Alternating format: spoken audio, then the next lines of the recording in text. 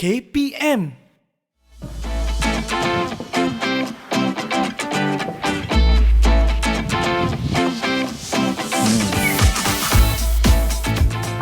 Nak belajar ni. Hai semua, Assalamualaikum. Kembali bersama dengan saya Hanif Miswan. Ini adalah kemahiran sukan catur kita bawakan untuk episod seterusnya kepada murid-murid. Sebelum ini kita dah ajarkan berkaitan dengan apakah maksudnya semua buah catur yang telah kita bawakan ini dan juga bagaimana ingin menggerakkannya. Dan hari ini episod bersama dengan Cikgu Rizal akan kita bawakan aturan seterusnya untuk proses pembelajaran. Kita tahu sukan catur ini diklasifikasikan sebagai sukan yang penuh dengan teknikalnya, strateginya dan juga sukan yang sangat mementingkan taktik untuk kita menang. Dan itu yang akan kita pelajari pada hari ini, bagaimana untuk menang dalam sebuah pertandingan dan juga permainan catur. Sikit berbeza kan, kalau tak sebelum ini kemahiran sukan mencabar dari sudut fizikal dan juga psikologinya kita ini, tapi pada kali ini lebih mencabar juga untuk kita ajarkan. Dan ini akan kami bawakan di kemahiran sukan seterusnya. Jadi kita harap agar adik-adik semua, murid-murid di rumah, ibu bapa, guru dan mungkin para jurulatih yang menonton dapat bersama-sama dengan kami untuk pemahaman yang lebih jelas berkaitan dengan sukan catur. Saya nak persiapkan diri ini untuk kita berlawan dengan Cikgu Rizal. Jadi sama-sama kita teruskan untuk kemahiran sukan catur.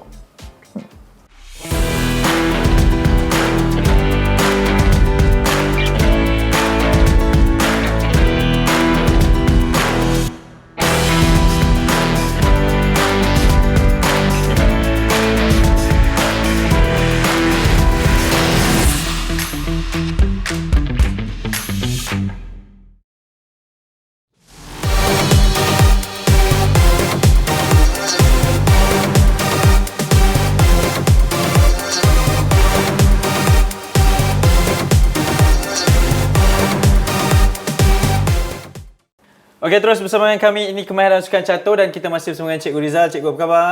Baik. Ya, terima kasih kerana terus bersama dengan kami mengajarkan skill pembelajaran catur ni. Saya percaya ramai sekali yang teruja untuk nak tahu. Mungkin Cikgu, apakah yang akan kita pelajari pada hari ini? Mungkin sedikit konsep asas permainan catur ni? Ya. Kita tengok dulu cara bermain catur dengan betul. Okey, sebab setiap satu tu mesti dipraktikkan. Cara yang betul ni perlu diselaraskan ataupun dipanggil sebagai dijadikan sebagai amalan, kerana jika tersalah gerak masuk tandingan esok, nanti ramai pula yang komplain kita kalah sebab gerakan yang salah tadi. Jadi kita kena banyak praktis lah untuk catur ni. Okey, Cikgu, apakah konsep permainan asas sebenar dalam catur ni? Tujuan nak main catur ni, kenapa, macam mana nak kira siapa menang, siapa kalah ni, Cikgu? Ya, saya ni. Jadi untuk permainan catur ni, matlamat dia of course untuk menang. Cara menang ada dua cara. Pertama iaitu checkmate. Okey, putih checkmatekan hitam, jadi hitam akan kalah. Okey, ataupun disebabkan hitam banyak sangat buah yang dah kena makan satu persatu, tinggal king saja ataupun dia dah tak larat lagi untuk bawa buah dia, jadi dia boleh menyerah kalah dan automatik buah putih boleh menang. Gitulah. Baik, dan saya difahamkan juga banyak sekali peraturan lain juga mengikut format pertandingan yang ditetapkan oleh pihak penganjur, tapi sebagai konsep asasnya siapa yang berjaya menang itu apabila dah ada gerakan checkmate, dan juga sehingga ada pihak lawan yang menyerah kalah lah. Itu konsep permainan catur seperti yang telah pun diterangkan oleh Cikgu Rizal tadi. Okey, Cikgu, hari ini kita nak lakukan konsep gerakan seperti yang diajarkan terlebih dahulu, dan apakah situasi-situasi yang boleh dilakukan, betul Cikgu ya? Ya, betul. Jadi kalau Cikgu boleh mulakan, biasanya yang putih mula dulu, betul? Ya, saya. Okey. Kita mulakan dulu. Okey, kebiasaannya begitu dan saya akan lawan balik lah ya. Okey. Saya gerak dua langkah ni. Okey. Sebab di tengah tu adalah pusat di mana strategi yang baik ialah menjaga di bahagian tengah. Okey, itu sebabnya terus di sinilah. Ya, saya. Okey, kalau kebiasaannya dalam situasi ni, sebagai pemain lawan, apa yang terbaik untuk saya lakukan, Cikgu? Lawan dia boleh cabar balik bahagian tengah sebegini. Okey. Ataupun dia boleh gerakkan naik ke petak. Dengan awal lah, boleh terus ke depan lah. Dan macam ditunjukkan tadi, naik ni gerakannya dalam bentuk L lah ya. Ya, saya. Jadi begini boleh, dan dia terus letakkan di sini. Okey, tujuannya? Untuk mengawal balik, mencabar balik bahagian tengah. Bahagian tengah adalah the heart of the chest ataupun nadi jantungnya untuk catur tu. Pemain dia perlu jaga bahagian tengah, Hanif. Okey, saya dah bergerak macam ni. Silakan pula cikgu. Kemudian? Okey, nak makan je. Saya jaga balik pawn ni. Okey, kalau Hanif makan, saya makan balik. Okey. Jadi maksudnya saya pun perlu melakukan sesuatu lah ni. Berfikir dululah sebelum bergerak. Okey, baik. Mungkin saya nak riliskan, saya nak jaga jugalah di sini. Okey. Saya nak cabar kuda tu. Saya naiklah ke lari. Okey, kalau begini, tujuannya, kenapa cikgu melakukan sebegini, cikgu? Saya cuba untuk mengancam bahagian tengah, di mana Hanif tak jaga. Kalau Hanif jaga macam ni, jadi saya tak boleh nak buat macam tadi tu. Jadi, bila saya tolak ke depan, saya ancam naik. Kalau naik tak gerak, saya makan. Okey. Jadi, kat sini pilihan yang lain, makan balik, dan saya akan makan queen. Queen saya dah akan makan sebab kat depan dia dah kosong. Okey. Pandai. Okey, maksudnya yang terbaiknya dalam situasi sini sebagai seorang pemain catur di sini? Okey. Saya suggest benda yang agak kritikal juga, buat je gerakan pemain. Cabar naik yang berada di petak sini untuk jaga tengah. Kalau naik putih maka hitam, tak apa, kita makan balik. Jadi seri lah. Tambahan pula, hitam dia boleh jaga di tengah sebab pawn dah berada di tengah. Jadi bahagian tengah dikuasai oleh hitam. Maksudnya kalau di bahagian tengah tu, di bahagian sinilah untuk empat petak ni. Petak ni. Itu sangat penting untuk dikuasai. Ya, saya. Okey, baik. Itu juga antara corak permainan dalam catur ni jugalah. Saya pun baru tahu ni. Okey, cikgu, seterusnya gerakan daripada pihak putih. Mungkin kita nak tunjuk juga antara situasi-situasi yang boleh melihat kepada kemenangan, melihat kepada strategi yang dilakukan ini, cikgu. Untuk kita nak buat checkmate ya. Mungkin saya boleh planning untuk checkmate sini. Saya gerakkan bishop ke sini. Okey, so gerak ni pula. Jadi dia tak perlu makan lah ni Nak makan boleh, tak makan tak apa. Okey, kita makan lah cikgu. Kita korbankan satu. Okey. Berani je kat situ. Serang. Tak apa. Saya pun buat sesuatu lah. Saya gerakkan di sini, ke sini. Gerakan ni bagus. Tapi bagus bagi pihak saya. Saya checkmate awak. Okey, faham. Jadi asas kepada gerakan ni adalah untuk terus mematikan gerakan daripada king lawan. King saya lah. King lawan, dan sebegini permainan dah tamat lah, kita dah tahulah. Betul. Okey, jadi seberapa cepat sebenarnya satu permainan catur itu boleh dilakukan, cikgu? Seawal dua gerakan, Hanif. Okey. Satu gerakan dikira sebagai white gerak dulu, lepas tu black gerak, tu satu gerakan. Okey. So white gerak lagi, black gerak, yang tu dua gerakan. Jadi untuk rekod sekarang ni, checkmate dua gerakan boleh berlaku. Okey. Baik. Itu okey, kita dah tamat satu permainan ni, mungkin kita boleh lakukan sekali lagi simulasi permainannya. Boleh Hanif. Tapi jangan kalah lagi, Hanif. Memang untuk proses pembelajaran biasa kalah dulu lah, cikgu.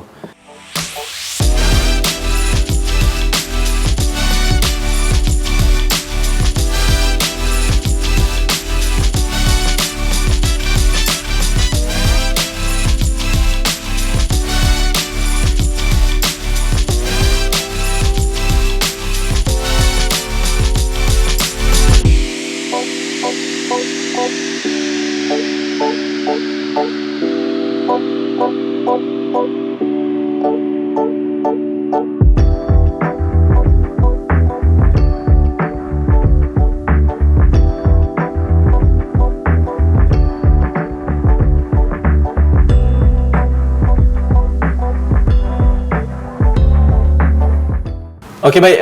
Cikgu, dikabarkan objektif pembelajaran episod kali ini nak menunjukkan bagaimana sebenarnya gerakan checkmate tu dilakukan. Betul, mungkin dalam situasi, maksud sebagai seorang pemain catur, dia dah tahu dah setiap gerakan-gerakan tersebut boleh membawa kepada gerakan checkmate. Mungkin cikgu boleh terangkan kepada saya? Okey, satu saya tunjuk. Checkmate berlaku hanya dua gerakan saja. Okey. So, ini gerakan pertama. Ya. Okay, gerakan pertama dikira sebagai white gerak dulu, black gerak. So situ satu gerakan. Maksudnya kalau kita nampak white melakukan gerakan sebegini, ini tindakan saya lah untuk membalas. Ya. Untuk ke arah gerakan salah tu. satu lah. Salah satu yang terbaik lah. Okey. Dan bila white digerak sini, okay, ni adalah dipanggil kesalahan yang sangat besar untuk white. Okay. So kat sini boleh checkmate ni.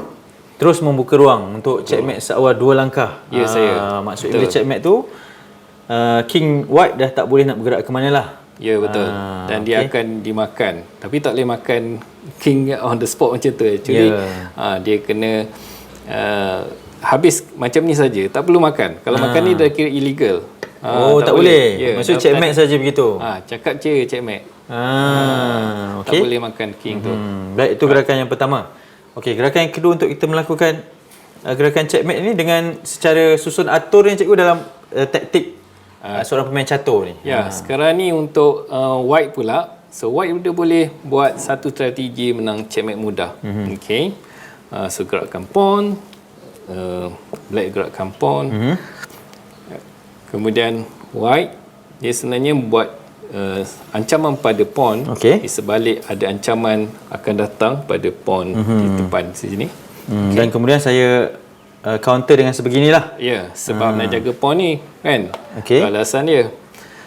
Kononnya memperdayakan untuk kita white ni seakan-akan ingin makan pawn ni. Ya, saya. Betul. Baik. Sekarang white dia terus buat strategi dia. So dia nak pergi buat sesuatu, kalau lawan tak nampak dia akan kalah dengan segera ni. Maksudnya kalau dia sebegini kita tahulah dia ada satu gerakan. Cuma mungkin kita masih lagi terpedaya dengan queen ni.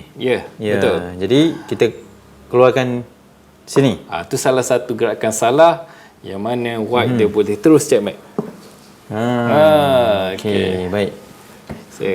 Ada gerakan lain lagi mungkin buat salah, iaitu gerakan ini terus checkmate.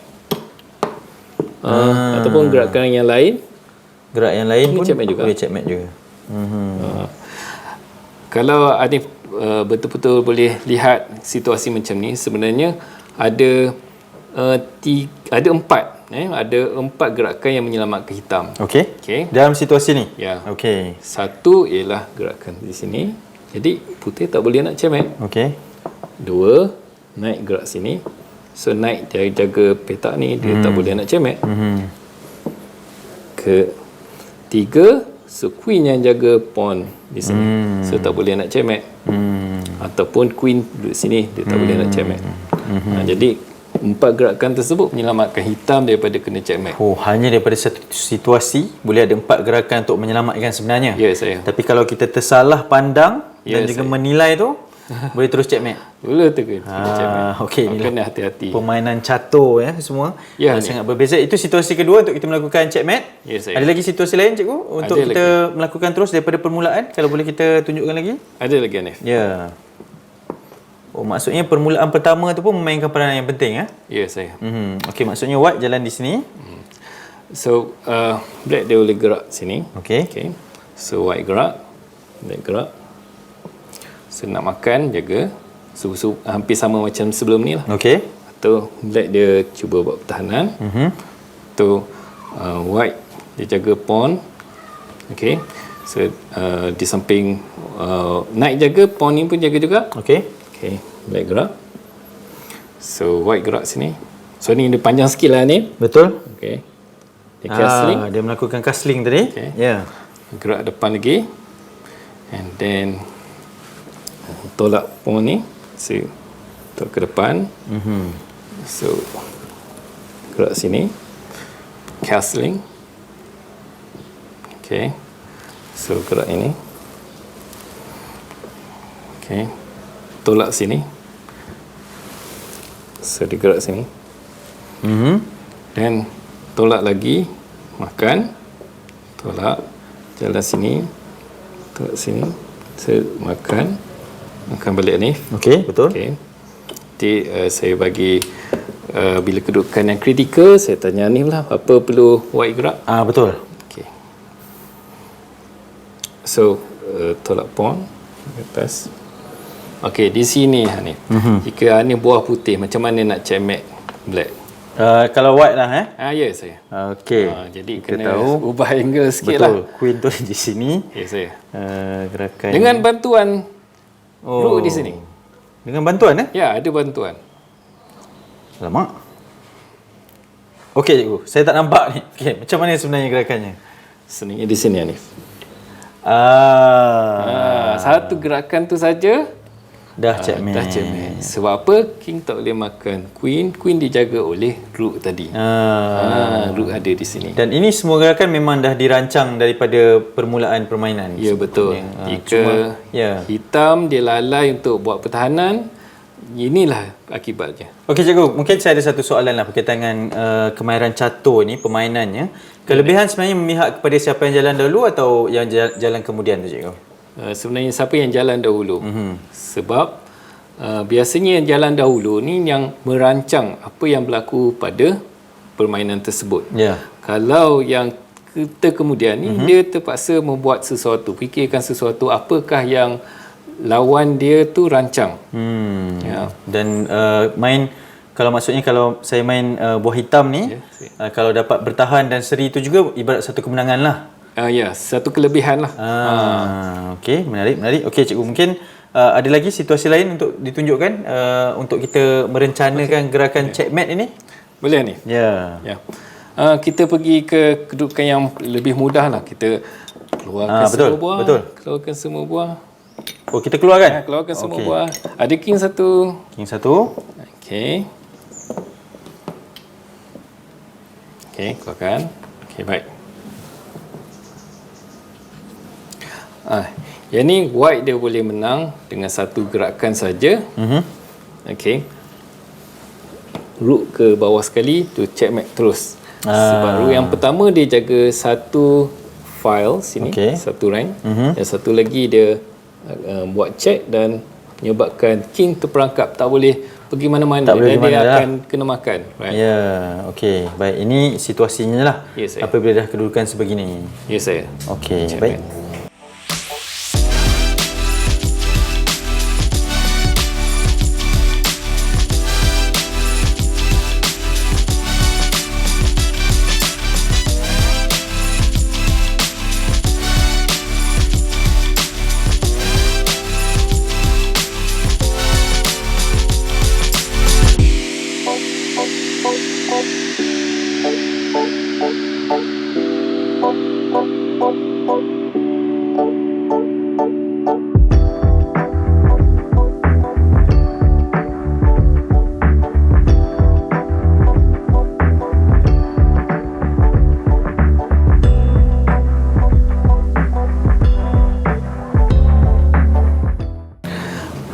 Dan saya boleh tunjuk yang lain pula.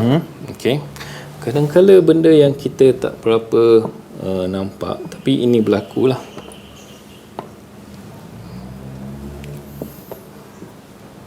Okey. Bagaimana putih nak checkmate hitam ni? Dalam situasi sebegini ya? Ya saya. Ada dua gerakan yang boleh dibuat. Dua gerakan? Ya. Okey. Saya percaya dia ada kena-mengena dengan ni. Naik kita? Ya, betul. Kalau kita gerak ke sini kot. Ya, betul. Terbaik ni. Dah pandai lah. Ya. So ini checkmate kerana king tu nak kena makan dan king tu dah tak boleh lari mana-mana.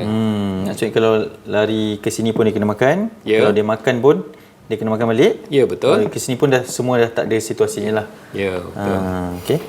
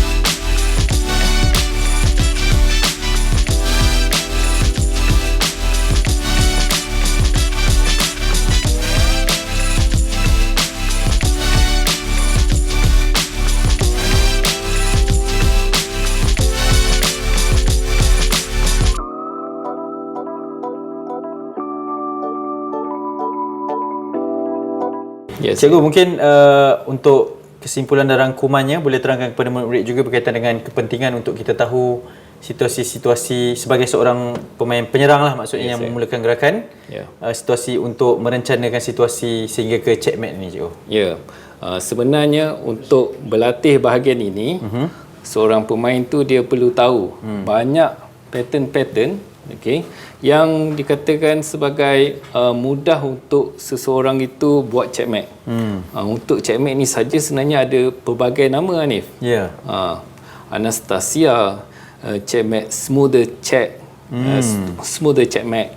Kemudian adalah beberapa nama yang lain yang mana pattern-pattern tersebut ada dibukukan, dan untuk belajar dengan lebih baik sebenarnya pemain tu perlu baca banyak buku lah untuk catur ni. Ya, dan untuk sebagai pemain yang gerakan keduanya, pemain yang menggunakan buah hitam ni, apa kepentingan untuk mengelak, tahu gerakan-gerakan untuk mengelak daripada kena checkmate ni cikgu? Pun sama, Hanif. Ya.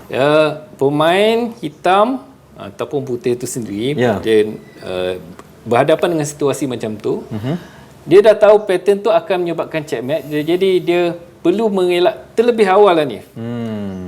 Cuba buat satu gerakan yang boleh mengelak berlakunya pattern checkmate tadi. Jadi dia akan terselamat, Hanif. Dan ada strategi dan juga taktikal yang boleh kita ajarkan, dan itu akan kita jangkakan di sini.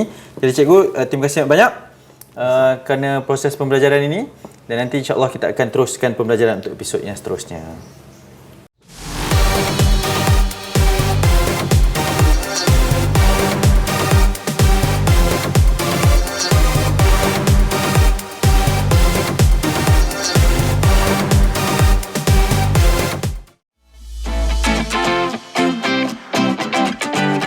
Baiklah, tadi kita dah belajar beberapa teknik untuk checkmate.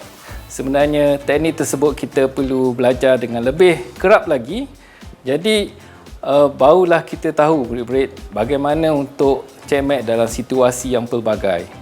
Sebagai panduan untuk semua, untuk murid-murid sekalian, kita cuba belajar catur menggunakan buku catur.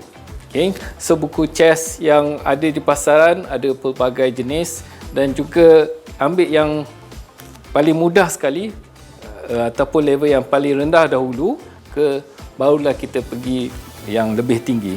Sebagai contoh yang ni, memang ada beberapa contoh pattern-pattern yang boleh dibuatkan sebagai panduan bagi setiap pemain catur, murid-murid sekalian, untuk pergi lebih jauh, sebab setiap pemain dia bermain catur masing-masing nak menang, masing-masing ada skill sendiri, tapi yang membezakan murid-murid sekalian dengan yang lain ialah orang yang belajar banyak pattern dalam checkmate.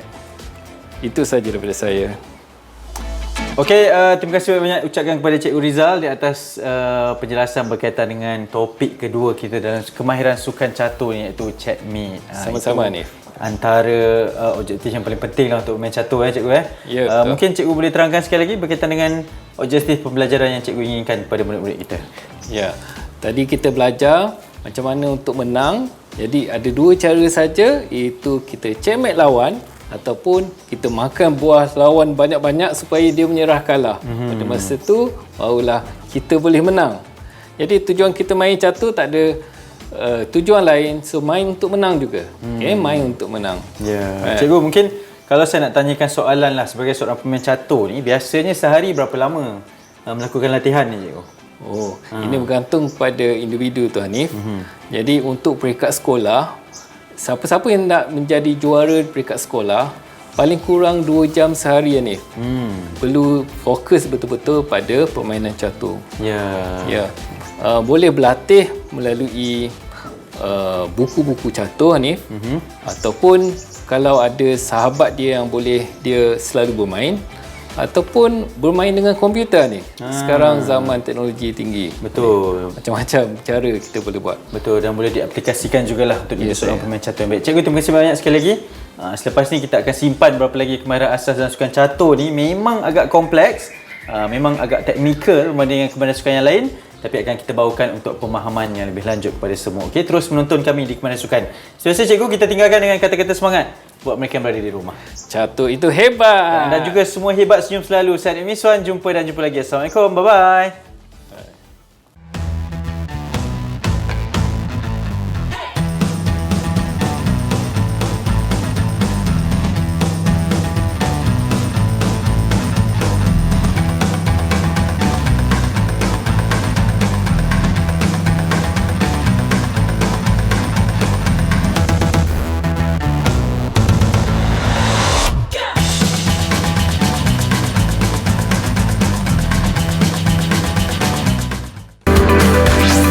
Didik TV KPI